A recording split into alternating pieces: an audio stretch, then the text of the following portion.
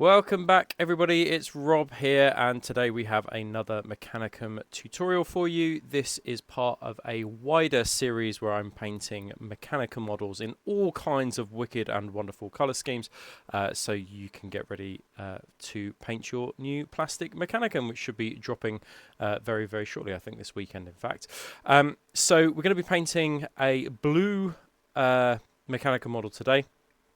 A blue Automata in this kind of palish blue, perhaps not quite as pale as I thought it would be, but I still think it looks good regardless. So we're going to use Thunderous Blue, Deep Ocean Blue and Abyssal Blue as well. Now we're going to use that in a 1:1:1 mix. I couldn't quite find the colour that I had in my head.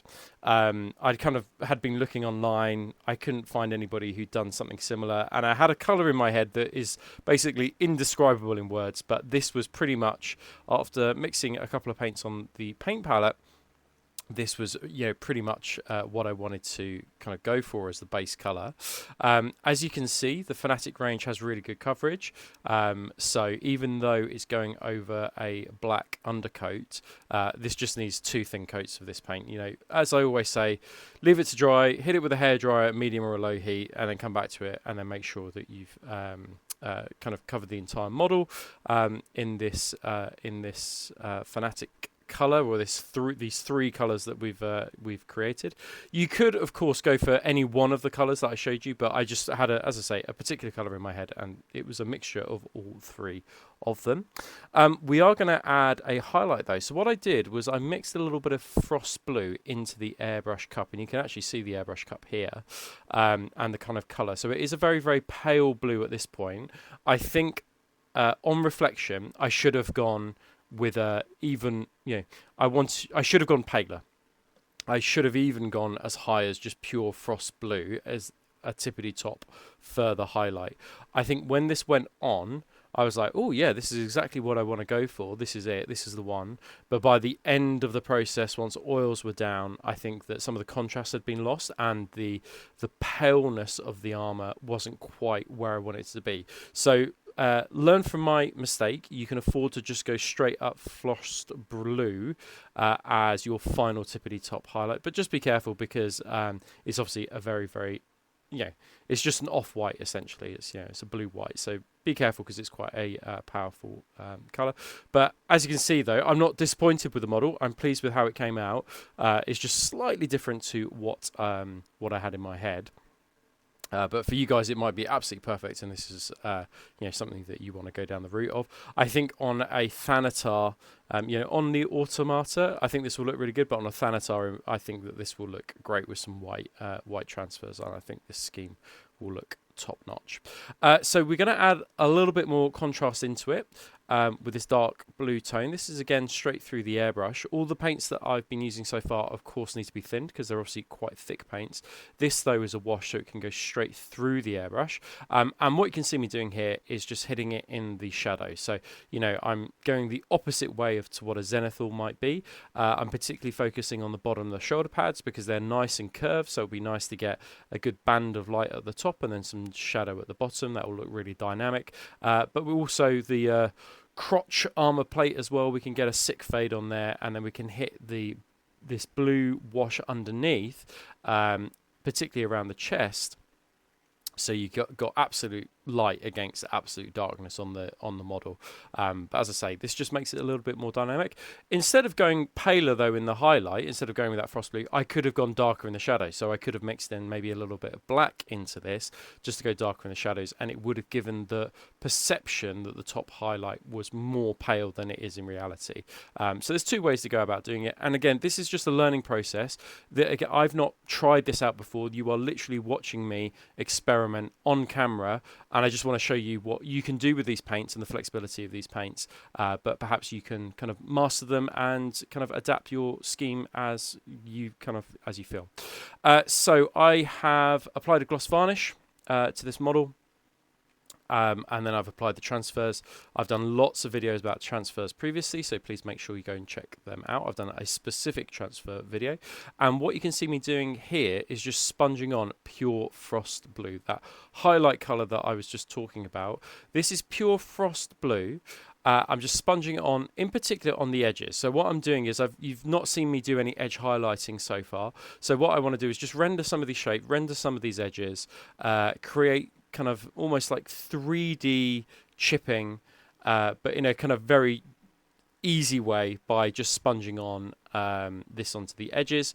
And then what you'll see me do in a bit is do a little bit of dry brushing on some of these edges as well. You know, the grav gun on the side of the arms, that's got some really lovely straight lines, so it's good to pick those out and render those shapes. If you've ever seen kind of like 3D chipping, you know, Richard Gray's a big fan of that, or at least he used to be, you know, like a couple of years ago, where you've got kind of a chip in the armor that's been underlined to make it look 3D. You know, this is a quick and easy way to do it. You can do this technique on automata, dreadnoughts, tanks, even space marines. You know, chip with a very light color, and then over the top of that we'll use a dark color in a moment. And then those incidental marks, those coincidental scratches where we do the dark color over the top of this light chipping color, will create in some areas a look of kind of 3D chipping. Of course, you can go in with a brush and kind of you know, go further with that. You can actually go in with a normal brush rather than a dry brush, but you can see me here just picking it out. I want this Domitar to be pretty beat up, so I thought that, you know, using kind of like a scratchy dry brush like this just to pick out the edges was kind of perfect for the look that I wanted to go for. But of course, you can always be more refined if you want to. At this point, going back to the color, I was really pleased with the color. The color was like exactly where I wanted it to be. I think it's when I applied a matte varnish, I think once everything been knocked back, it wasn't quite there. So Brigadine Brown. So I'm going to use this as a chipping color. This is lush against the blue armor. This is such a good chipping color. This is a great chipping color as well for things like stone. If you are doing kind of like temple bases, sand bases or something like that, where you've got masonry, to show where the masonry is kind of like broken in parts, Brigadine Brown is the one. It's a really, really good color. So we're going to use burnt umber oil now. I've done a whole video on using oils before. I've gloss varnished the Domitar again, just to protect all the chipping that I've done, all the dry brushing, all of the transfers that have been applied as well. Of course, the